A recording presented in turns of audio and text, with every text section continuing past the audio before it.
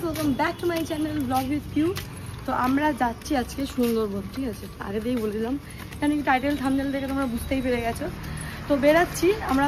প্রথমে যাব এখন কোথায়, এখান থেকে নিউগড়িয়া থেকে ক্যানিং।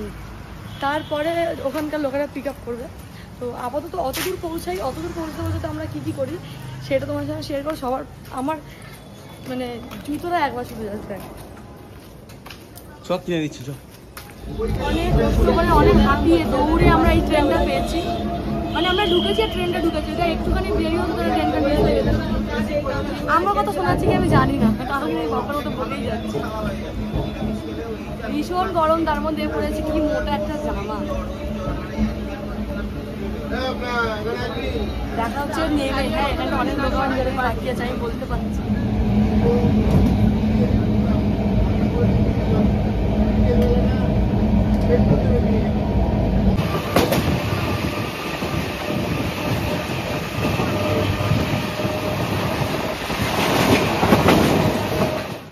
ক্যানিংয়ে তো আমরা যাব, কিন্তু আমরা না ট্রাভেলসের নাম জানি না, ট্রাভেলস আমাদেরকে ফোন করছে না, আমরা ট্রাভেলসকে ফোন করছি।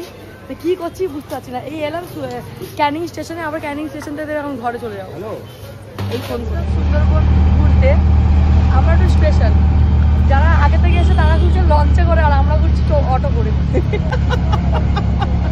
মানে আমরাই স্পেশাল সুন্দরবন ঘুরছি। এরকম সুন্দরবন আমার মনে হয় না কেউ ঘুরেছে বলে। আমরাই, আদার্স লোকরা ঘুরছে কিন্তু লঞ্চে করে, বোটে করে। ওরা জলে ঘুরছে, আমরা রাস্তায় ঘুরছি। আজকে ফার্স্ট বোটে চড়া হবে আমার, ফার্স্ট বলতে গেলে। হ্যাঁ হ্যাঁ, আমি উঠবো বুঝতে পারছি না। আর একটা ছাতা আছে, আর একটা বড় ছাতা আছে। তাতানের ফার্স্ট, আমারও ফার্স্ট বলতে সুন্দরবনটা আমার ফার্স্ট। আমার চিন্তা আমি এইখান থেকে যাবো কি করে।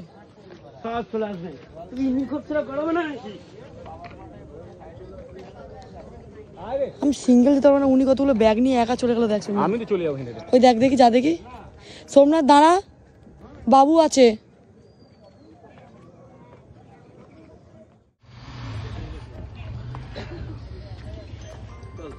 এর উপরে বুক ব্যথা করে, একটু ভুল হলেই পুরো নিচে। তো বোটে তো আমরা উঠে গেছি, আর উঠে এখন সবার আগে বলে হাতটা ধুয়ে নিতে টিফিনে দেবে, সেটা আগে তাড়াতাড়ি করি। টিফিনটা খাওয়া মাস্ট, কারণ আমার টিফিনের টাইমটা পেরিয়ে এসেছি। বেকার টাকাটা লস যাবে, টিফিনটা খেয়ে নিই। পেট কিন্তু আমার ভর্তি, 4টে কচুরি খেয়েছি, 1 গ্লাস ছাতু খেয়েছি, তারপরেও আমি টিফিন খাবো। আগে বসি। তো এক্ষুনি বোট ছেড়ে দেওয়ার পর একজন বলছে দাঁড়াও আমাদের একজন লোক থেকে গেছে, তারপর বলছে না উঠেছে। আমি ওইটা দেখছিলাম। আর এই বোটের আমার তো প্রথমবার এরকম জলের মাঝখানে খাবার। সব জায়গায় খেতে খুব ভালো লাগে, জল হোক, শুকনো রাস্তা হোক, মেঘ হোক, সব জায়গায়। তা ওরা তো খাই। আর বাবুকে কী খাবো বুঝতে পারছি না। লুচি ধরিয়ে দিয়েছি হাতের মধ্যে, ওই আর একটা বোট।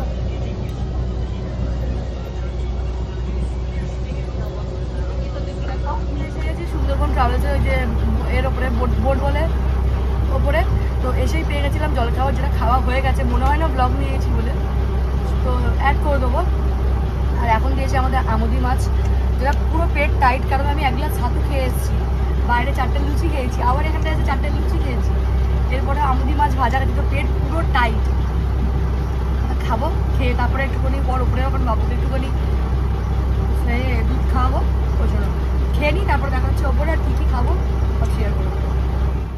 এখন রবীন্দ্রনাথ ঠাকুর যেখানে এসেছিলেন, বেগম বাংলো তো আমার বাবা বেগুন বাংলো হয়ে যাচ্ছে। জায়গাটা কি সুন্দর লাগছে। আমি ফটো তুলি,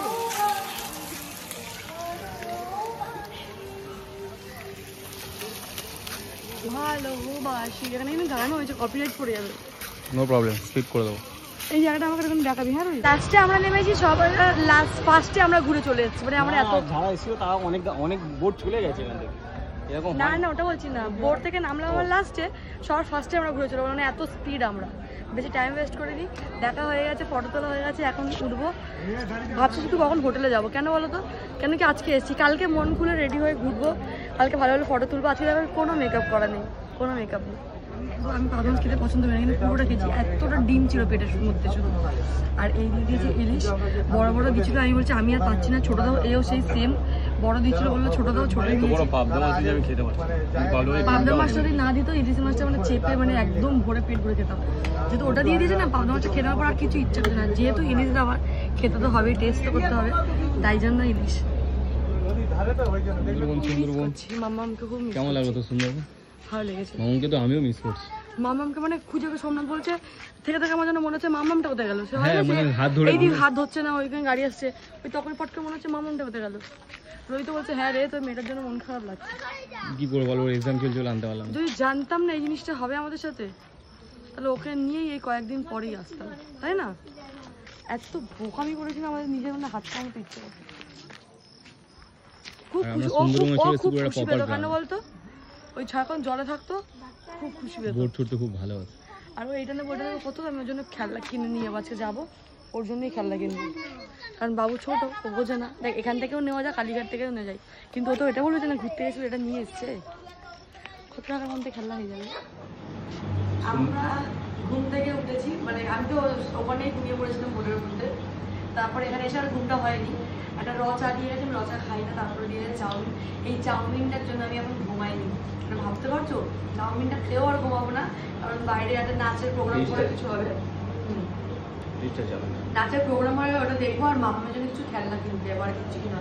কারণ কালকে অনেক সকাল থেকে উঠে ঘোরাবে, তো ওই জন্য আজকে কিনে নেবো।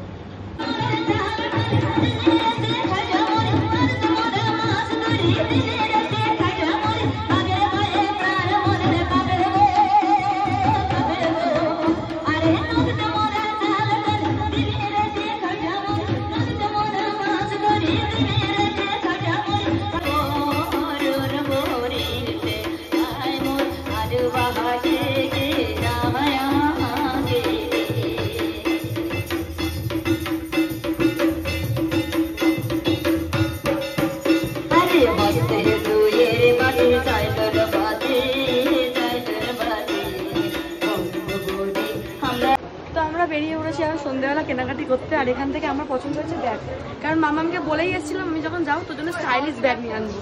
ও বলেছিল স্কুল ব্যাগ, আমি স্কুল ব্যাগ না স্টাইলিশ ব্যাগ নিয়ে আসবো। আমার জন্য অনেকগুলো খেলনা খেলা হয়েছে, কারণ কি ওকে নিয়ে আসেনি, যাতে মনটা খারাপ লাগছে। তো এখন স্ন্যাক্স ওই দিয়ে দিয়েছে, চাউমিন দিয়েছিল, চা দিয়েছিল। তো এখন তাও সোমনাথের কাবাব খেতে ইচ্ছা করছে, তো কাবাব কিনছে। আমি ওকে কাবাব খেতে পছন্দ করি না, এটাই আমার কথা। যাই হোক, এর মধ্যে যা দেখছি সবই মামামের, একটা দুটো জিনিস বাদে।